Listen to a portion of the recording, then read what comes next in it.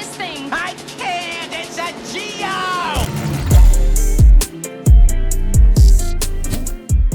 YouTube, welcome back to the channel. In martial arts, striking, throws, and grappling steal all the spotlight, and for good reason. They're essential skills for any well-rounded martial artist. But inevitably, you run into situations where you don't have time or space for technique. And if you have no concept of evasive maneuvers, you could be up shit's creek without a paddle. Even the best grapplers and strikers could be overcome by several lesser skilled opponents if position isn't effectively managed. There are old school kenjutsu concepts that try to solve this problem, and they still exist in Aikido today.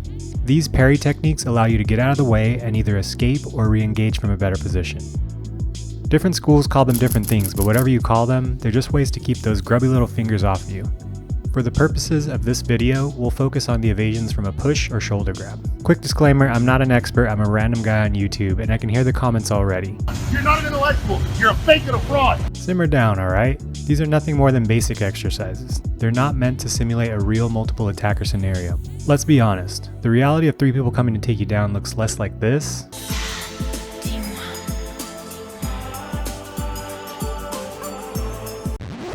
Feeling the flow, working it. and more like this.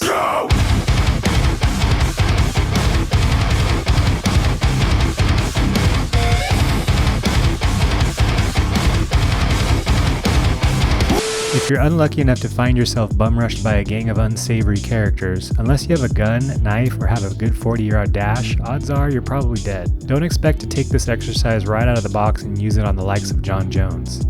You know I would absolutely kill you if you ever did something like that, You right? could never... These are just drills.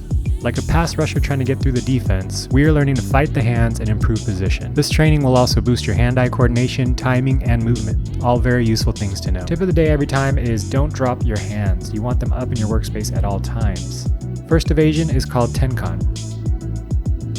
With Tenkon, you reach straight out with your lead hand and control the opponent's wrist from the outside. You can't move the rest of your body until after you've touched their arm. You gotta sell the idea that you're not going to move. Then, right when they think they have you, you guide their hand past your shoulder and you move your body around them. That was your maneuver? Moving slightly to the left? Well, I mean, we're not in the same place we were, eh? That ought to confuse him. For all evasions, there's a version where you enter facing forward and a version where you turn and move back. If you're going to stay facing forward, you have to frame and suppress the elbow to prevent them from recovering. When turning and moving back, you're moving your body through quickly, so it's hard for them to turn on you and adjust their grab. So suppression is not as important as long as you have your hands up. Winding up and swiping from the sides is unnecessary. We want to minimize that. So your hand should take the shortest path to their wrist, giving them no time to react.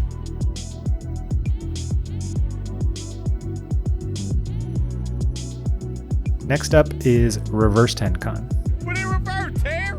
Oh, Lord! With reverse Tenkon, you reach across your body with your rear hand. Guide your hand past your shoulder like you're combing your hair and suppress the elbow. Move your body around. This one is good for setting up combos that I'll show in a bit. The third evasion is called Uke Nagashi.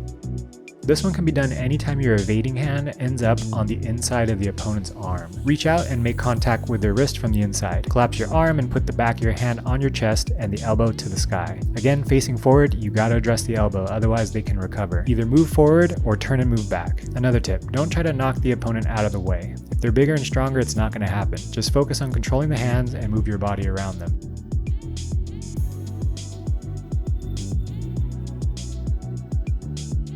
Fourth evasion is called Edme. Start with any foot forward. The foot that's forward, that is the arm you're going to do the evasion with, and the opponent is going to move by that side. So if your right foot is forward, the opponent will move along your right side as you enter.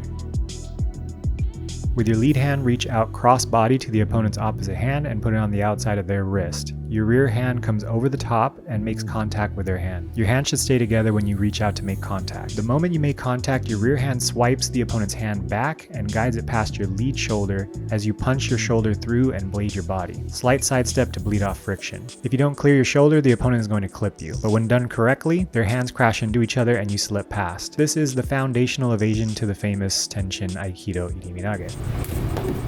Evasions when done full speed should be explosive but controlled. Being very violent with your hands is effective, but you want to have the sensitivity to do it with precision. Now for some combos. When the opponents are equidistant in a V, you can only go to either side. Going up the middle is known as the trap because there's just not enough space to move through without giving someone your back. So either Tenkon or Uke Nagashi and get around.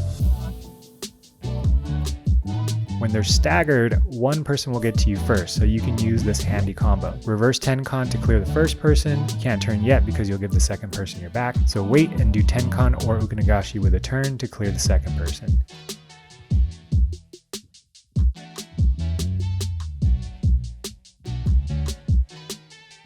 You can also do 2 Tenkons back to back. You also have the option to move to the middle when the ukes are staggered. There's a tiny space to move through. It's not ideal, but sometimes you don't have a choice. You'd be surprised how well it works though. Because most of the ukes know the rules about the trap, they expect you to move to the outside and they will try to cut you off. Cutting inside instead is a great way to keep them guessing. Use Edme to evade the first person, then immediately evade the second person with Tenkon or Ukanagashi before the first person can turn and trap you.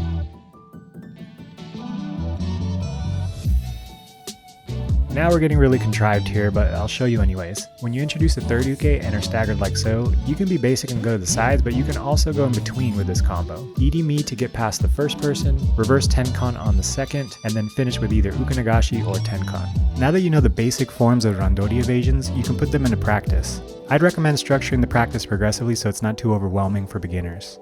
Level 1. The attacks are slow, you're just focusing on the hands, getting out of their way, and moving around the mat assertively.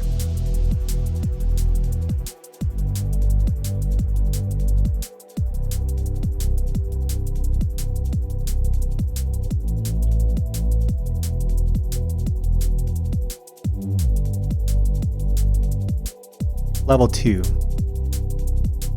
The opponents are more aggressive, everything's faster, you're focusing on really trying to incorporate jukes and get the opponents off balance.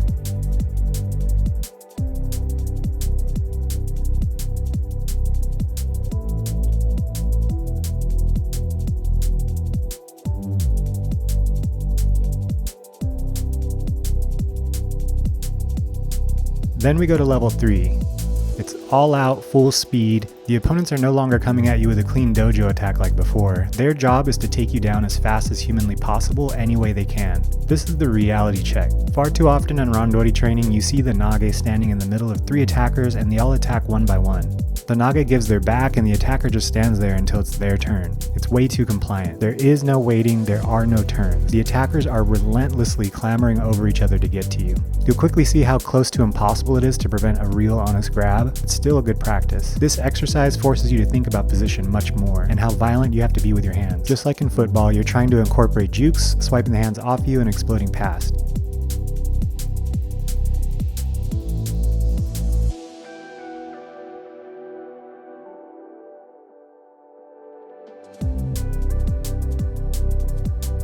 Your movement should force the uke to constantly attack from unstable positions, and that's what we want. Once you have that foundation and start to add techniques, throws are much easier because they're so off balance. Now the counter to these evasions is simply to attack with very wide hands. It's too hard to do any of these evasions, but because they leave their head wide open, you can now target the inside. One of the best techniques to do in this scenario is the football stiff arm, or as it's known in some Aikido schools, Noroskiage.